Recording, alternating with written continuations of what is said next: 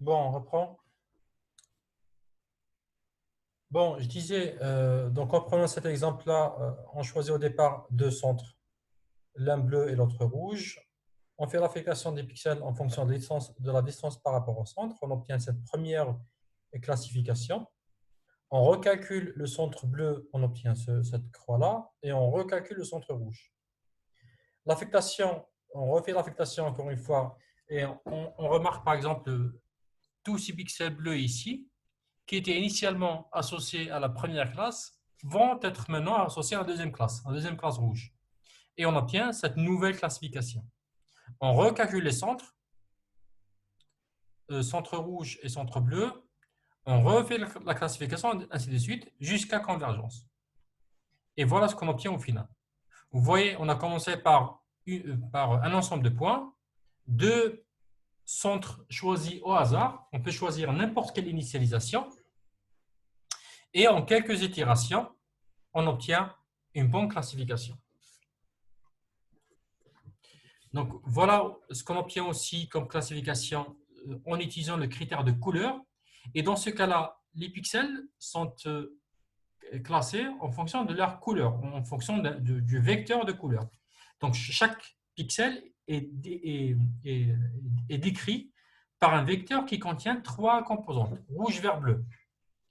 Et cette distance et les centres et tout ça, ça se fait dans l'espace des couleurs, pas dans l'espace des positions. Donc ça, c'est un point très important. C'est-à-dire que quand je définis les centres, eh bien, le centre d'une classe, c'est la moyenne des couleurs de la classe.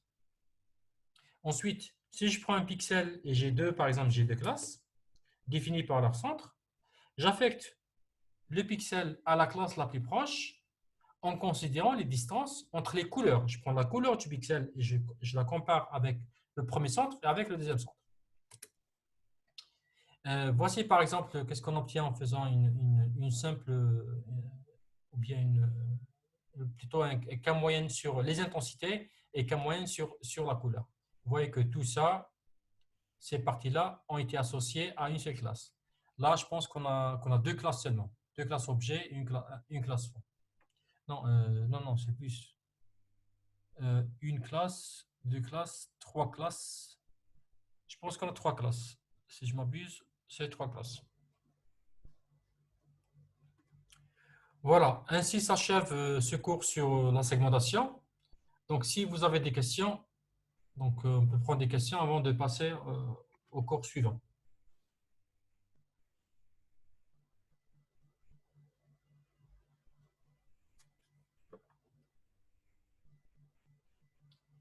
Pas de questions? Ok, très bien.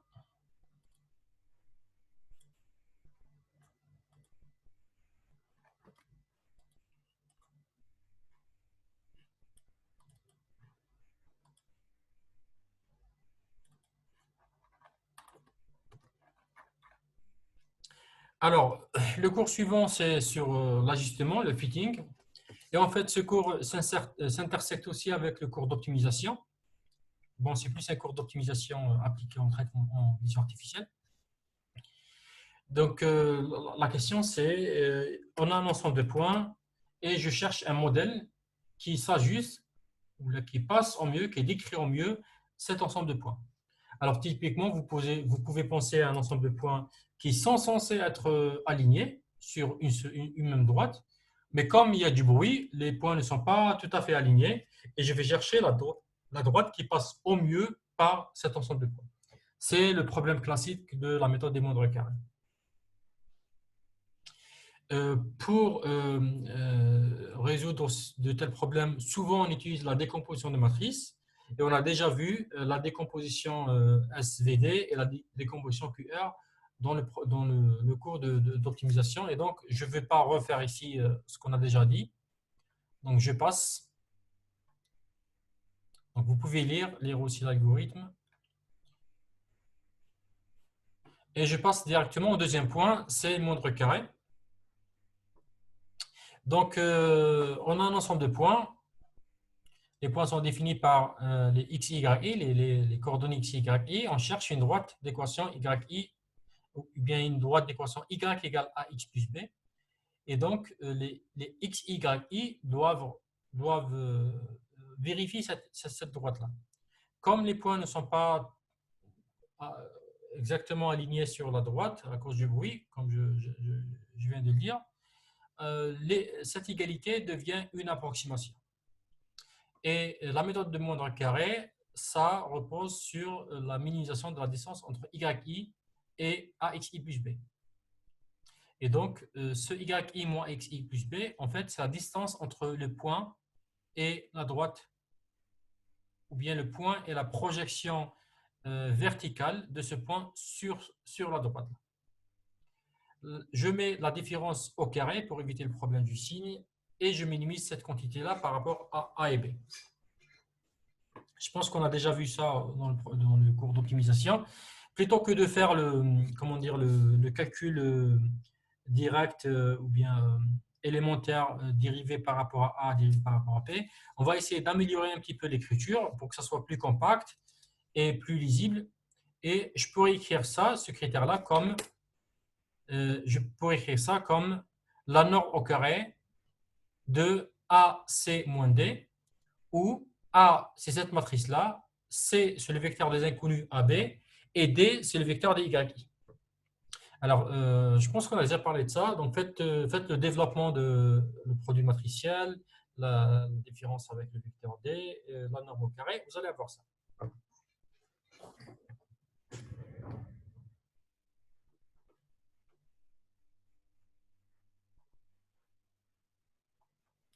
Pardon. Continue.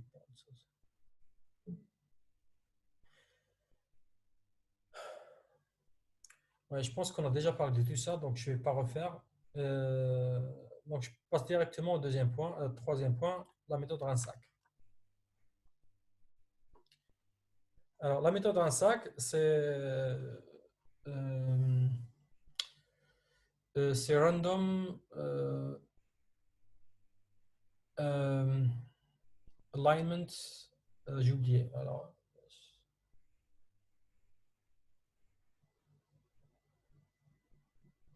j'ai oublié. Donc, Reinsack, c'est une méthode robuste qui permet de faire l'estimation des paramètres, ou bien le fitting, et qui repose sur la notion de faire la différence entre inlier et outlier, ou bien les points normaux et ce qu'on appelle les points aberrants. Les outliers, c'est les points aberrants. Si on a cet ensemble de points et on cherche une droite qui passe par cet ensemble de points, on voit bien qu'on a deux catégories de points. Ces points-là qui sont plutôt dans le sens de la droite, et ces points-là qui sont clairement des points aberrants, c'est-à-dire des points qui n'appartiennent pas à ce nuage de points. Et donc, pour la méthode Reinsack, elle repose sur le principe de détecter ces points aberrants et ne pas les utiliser dans l'estimation des paramètres. Pourquoi? Parce que quand je prends ce nuage de points, je calcule une droite, je calcule les paramètres A et B, je peux avoir une droite y égale ax plus b dans ce sens-là. D'accord? Une droite qui passe au milieu de ce nuage de points. Maintenant, si je rajoute ce point-là, par exemple, ce point-là, il va avoir une influence sur l'estimation des paramètres A et B. Et la droite, la nouvelle droite, si je rajoute ce point-là, la nouvelle droite que j'obtiens, ça peut se décaler dans ce sens-là. Je peux avoir ça comme droite. Donc, ce point aberrant, il a un effet négatif sur l'estimation de la droite, sur la résolution du problème de fitting. Donc, la méthode de Reinsack, elle propose de réduire l'influence des points aberrants. Et donc, lorsqu'on fait l'estimation, on utilise uniquement les inliers et pas les outliers. Voilà. Voilà, donc Reinsack, c'est Random Sample Consensus. Donc, c'est une méthode itérative qui permet d'estimer d'une manière robuste les paramètres d'un modèle mathématique à partir d'un ensemble de points observés. Donc, la méthode Reinsack, ça fait plusieurs itérations. Donc, ça fait une itération. Donc, à chaque itération, on va choisir S points à partir de l'ensemble de points. Si le point de départ, par exemple, l'ensemble des points, contient par exemple 100 points, je vais choisir S points, par exemple 60 points. Je vais faire le fitting de mon modèle. Pensez au fitting d'une droite à un âge de points. Pensez à l'ajustement d'une droite à un âge de points. Pensez qu'on a juste une droite, qu'on cherche les paramètres A et B. Donc, je fais le fitting de mon modèle, de ma droite, en utilisant uniquement les S points que j'ai sélectionnés à partir de l'ensemble des parts. Par exemple, les 60 points que j'ai sélectionnés à partir des 100 points.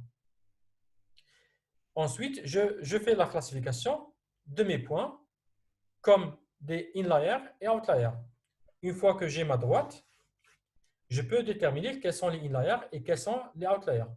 Bien sûr, en fonction de la distance par rapport à la droite. Si les points sont proches de ma droite, de mon modèle, c'est un inlier. Si les points sont très éloignés de mon modèle, c'est des outliers. Une fois que j'ai les outliers et inliers, je fais un réajustement. Je fais un refitting en utilisant uniquement les inliers. Donc voilà, donc je répète, je fais une itération. Pour chaque itération, qu'est-ce que je fais? À partir des 100 points, j'ai choisi 60 points. Je prends les 60 points, je fais l'ajustement de mon modèle. Par exemple, une droite. Quand je fais l'ajustement, j'ai ma droite, j'ai mon modèle. Mon modèle, ça permet de partager les pixels ou les points en inlier et outlier, en utilisant uniquement la distance par rapport à cette droite. Si les points sont proches de la droite de mon modèle, c'est un inlier. Si c'est très loin de mon modèle, c'est un outlier. Une fois que j'ai les inliers, je fais un réestimation, donc un réajustement de mon modèle en utilisant les inliers seulement. Et je fais ça pour les n itérations. Et je compare, à la fin, je compare parmi les n itérations, quel est le meilleur modèle. Comment je peux savoir quel est le meilleur modèle? En comparant l'erreur d'ajustement. Parce que là, par exemple, si je reviens en arrière,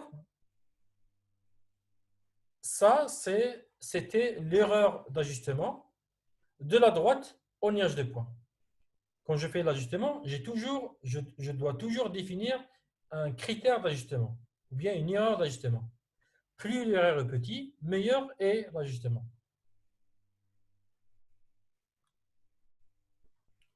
Donc, RANSAC repose sur le principe de inlier-outlier, mais ça repose aussi sur le principe d'un choix aléatoire.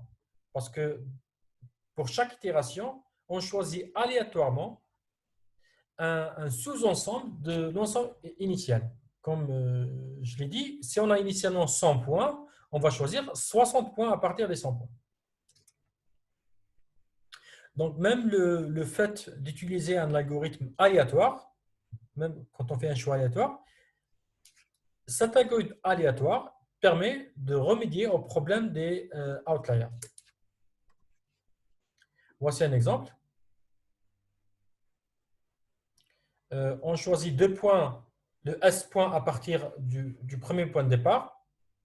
On fait l'ajustement d'une droite en utilisant les deux points. Je partage l'ensemble des points en inlier et outlier en fonction de la distance. Par exemple, ici, on considère qu'on a uniquement 4 inliers, les deux points de départ et les deux points les plus proches, et que tous les autres points, c'est des outliers. En utilisant ces 4 points, je peux faire un réajustement de la droite. Je choisis deux autres points. Je détermine les points les plus proches. Je les considère comme des inliers.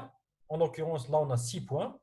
Et je fais un réajustement de la droite en utilisant ces 6 points, ainsi de suite.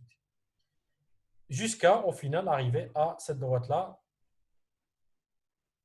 qui s'ajuste à l'ensemble global des points.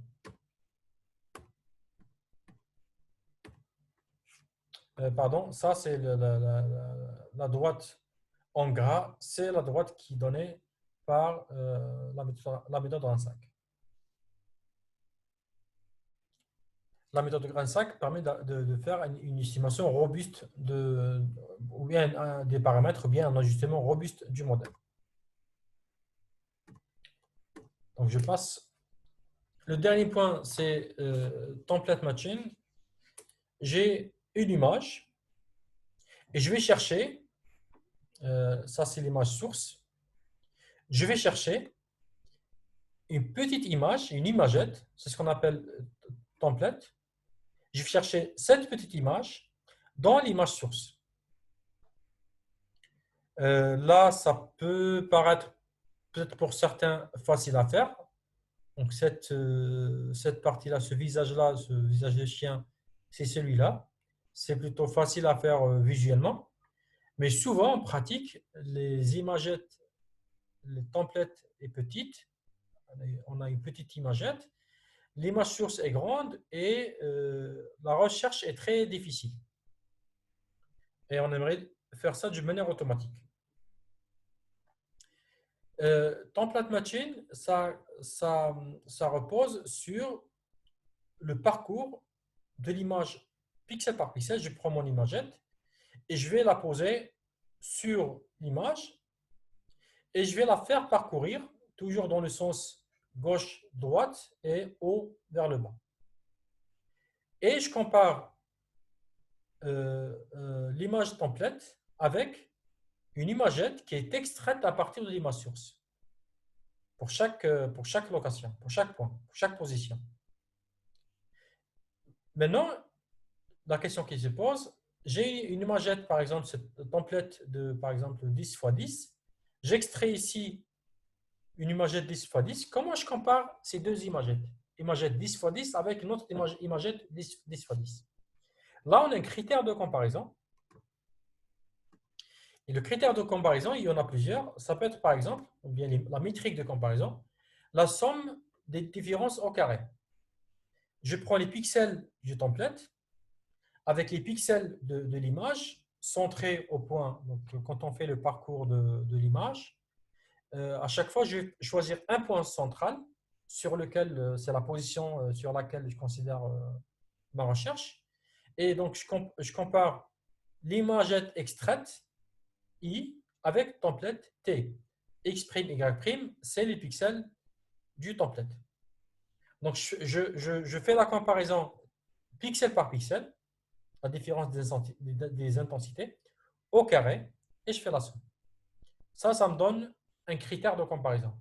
Je fais ça pour tous les pixels. Donc, quand je parcours toute l'image, enfin, je fais parcourir, je fais glisser mon image template sur toute l'image source et je vais chercher quand est-ce que j'ai ici une erreur minimale.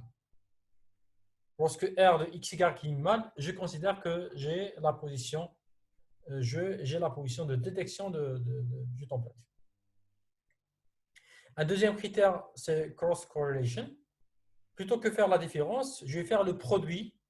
Donc le produit du template avec l'imagette extraite à partir de l'image source. Et je fais la somme des pixels. Ici, on ne cherche pas à minimiser l'erreur, ce n'est pas une erreur, c'est un coefficient de corrélation.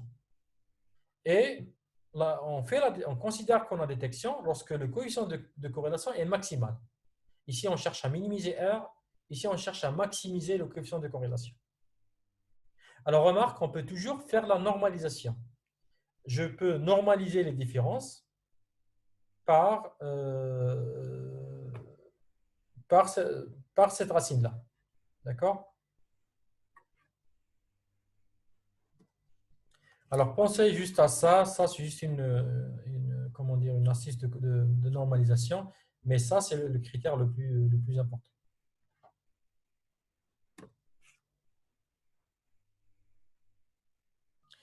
Voilà. Donc, ainsi s'achève ce petit cours sur le fitting et l'alignement. Si vous avez des questions, on peut les prendre avant de passer au transparent suivant, ou bien au cours suivant. Abdelrahman, Oui, monsieur. pas de questions? أستاذ أنا ما فهمتش علاش حتى في لا نورماليزاسيون دينا لو برودوي.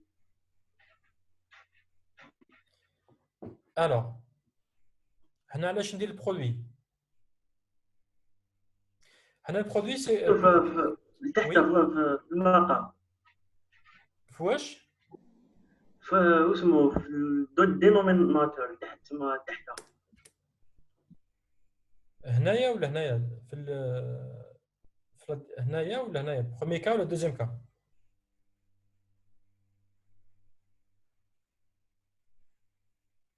اسكو تحكي على هذه ولا على هذه؟ بروميي دوزيام.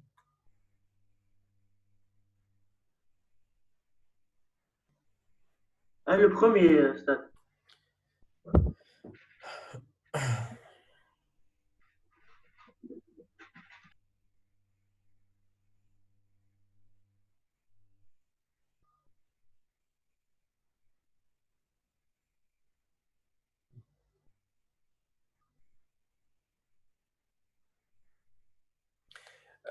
Je pense que on fait la normalisation pour éviter l'influence de paramètres tels que le changement d'illumination. Donc, je peux avoir deux régions d'image avec deux illuminations différentes. واحدة تكون فيها comment dire, clair, واحدة تكون sombre, d'accord? Et ce changement d'illumination va avoir une influence sur cette quantité-là. Donc, la normalisation permet de rendre la comparaison relative. D'accord?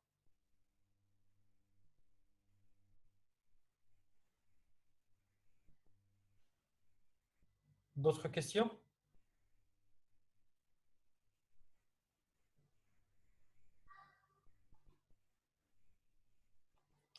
Alors, si vous n'avez pas de questions, on passe au cours suivant.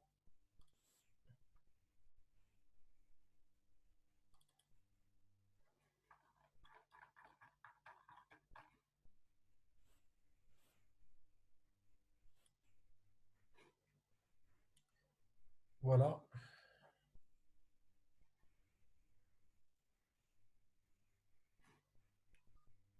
Très bien. Bon, on commence à... Est-ce qu'on a le temps de faire ça ou attends, je réfléchis. J'hésite entre deux cours. Alors, je préfère faire un autre cours. Là, c'est de là. Excusez-moi juste un instant. Oui.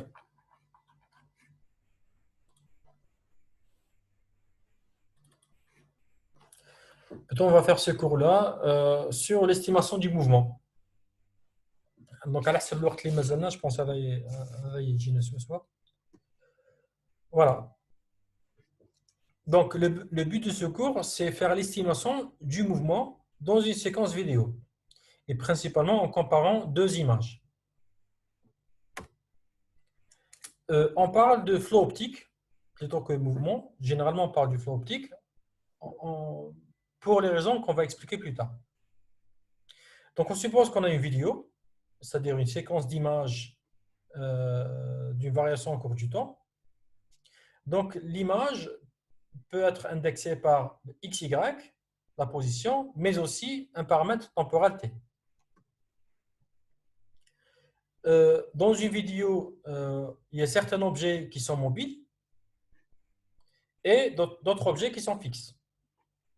Et nous, on va s'intéresser à déterminer quels sont les objets mobiles et aussi mesurer la vitesse des objets mobiles. Et on va représenter cette mobilité, le mouvement, le déplacement par des vecteurs. Vous voyez par exemple ici, ce vecteur, ça va donner le sens, la direction du mouvement, mais aussi, en quelque sorte, l'estimation de la vitesse. Plus ce vecteur est lent et grand, plus la vitesse est élevée. Ici, par exemple, on a un petit mouvement. Là, on a un grand mouvement.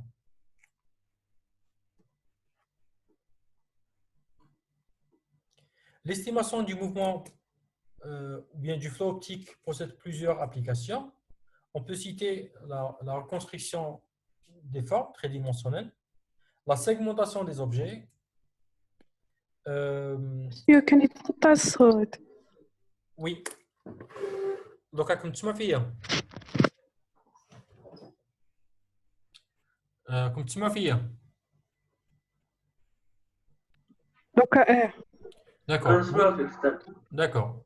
Oui, je ne sais que سمعتوني من قبل مليح, mais bon, je redis rapidement. Donc, l'estimation du flot optique, ou bien le mouvement, on va le faire à partir de deux images et on va la représenter avec des flèches. Les flèches qui vont représenter le déplacement des pixels. Un vecteur, une flèche est caractérisée par une direction, la direction du mouvement, mais aussi la longueur et c'est la vitesse du mouvement ou quelque chose comme ça. L'estimation du mouvement ou le flot optique possède plusieurs applications. On peut citer la reconstruction des formes tridimensionnelles, segmentation des objets, comment dire, le tracking, learning tracking dynamical models, la poursuite des modèles dynamiques, la reconnaissance des activités ou des événements, ainsi de suite.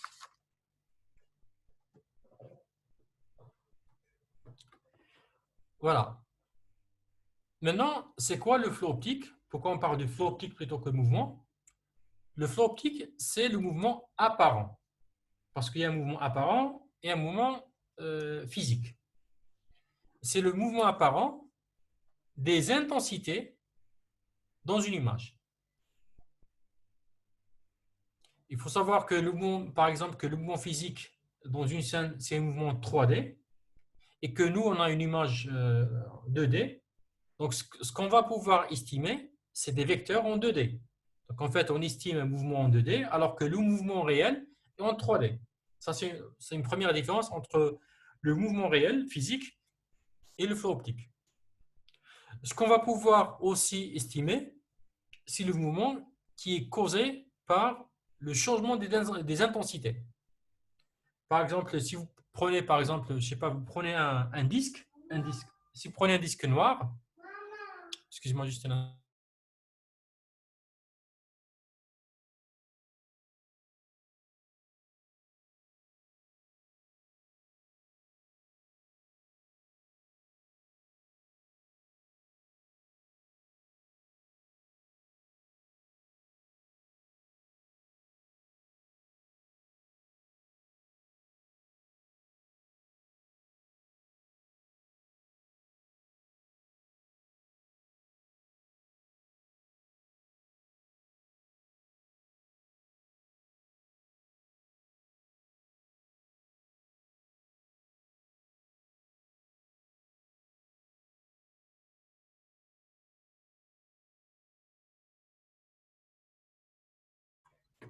oui, excuse-moi.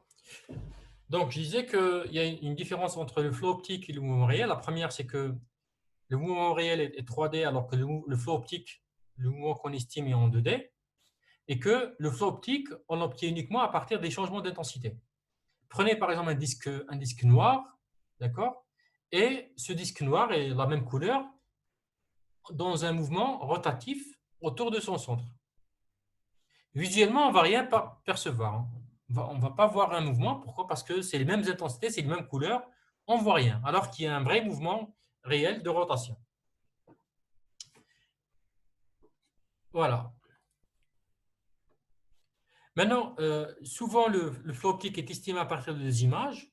L'image I à l'instant t-1 et l'image à l'instant t. Les hypothèses fondamentales qu'on va utiliser ou qu'on va supposer pour faire l'estimation du flot optique, c'est les trois suivantes.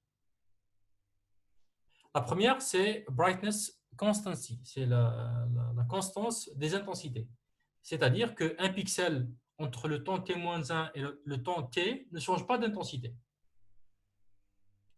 Deuxième hypothèse, c'est small motion, c'est les petits déplacements.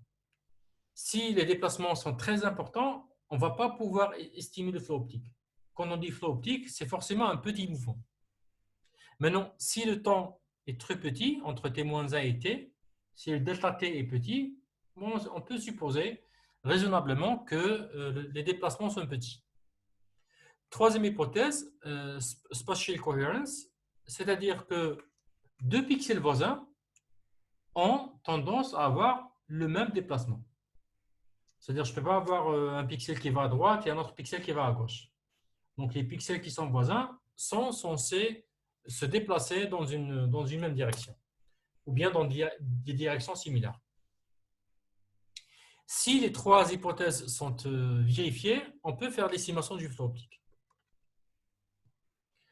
On va voir maintenant mathématiquement comment écrire ces trois hypothèses ou bien comment exploiter ces trois hypothèses. La première, c'est Brightness Constancy Equation. C'est l'image à l'instant t-1 au point xy. C'est égal ou bien l'intensité du pixel xy à l'instant t-1. C'est l'intensité du même pixel à l'instant t. Maintenant, un pixel qui était, ou un point plutôt, c'est pas un pixel, c'est un point qui était au pixel xy à l'instant t-1. À l'instant t, il devient au pixel x plus uxy, y plus vxy. Alors, c'est quoi UV? UV, c'est les vecteurs de déplacement. Donc, ça, c'est important à comprendre. Le point, essayez d'écrire en même temps avec moi. Le point XY, le point qui était à la position XY, s'est déplacé à la position X plus U de XY et Y plus V de XY. Si j'appelle XY le point P, plutôt la position P, X plus U, Y plus V à la position Q, j'ai l'intensité à la position P est égale à l'intensité à la position Q. Pourquoi? Parce que c'est le même point qui s'est déplacé. Alors, deuxième hypothèse, les petits déplacements. J'applique la forme de Taylor à ce terme-là. I de x plus uxy, y plus v de xy. Donc ça, c'est le delta x en quelque sorte, delta y. Si je suppose que les delta x, delta y sont petits, je peux faire l'approximation de ça par un modèle linéaire, un modèle affine. Bien sûr, là, j'ai plus un petit taux et ce reste-là, il est négligeable. Pourquoi? Parce que le delta x et delta y sont très petits.